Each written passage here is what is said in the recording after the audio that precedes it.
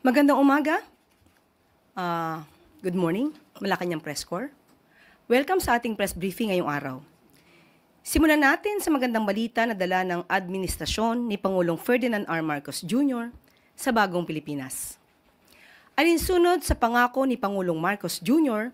na magbigay ng abot-kaya at dekalidad na pagkain, pumirma ng kasunduan ang Department of Agriculture at Philippine Postal Corporation or PhilPost para palawakin pa ang Kadiwa ng Pangulo program sa buong bansa. Sa ilalim ng kasunduan, titiyakin ng DA na ligtas at dekalidad ang mga produktong binebenta habang ang PhilPost naman ang magbibigay ng espasyo at kagamitan para sa maayos na operasyon ng mga tindahan.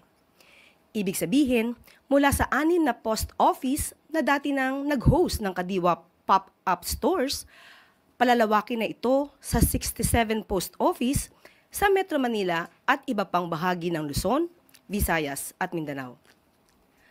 At inaasahang aabot pa sa 1,500 ang Kadiwa stores sa buong bansa pagsapit ng 2028. Nakikita natin na malaking tulong ito hindi lang sa postal workers, kundi sa buong komunidad na nasasakupan ng mga post office.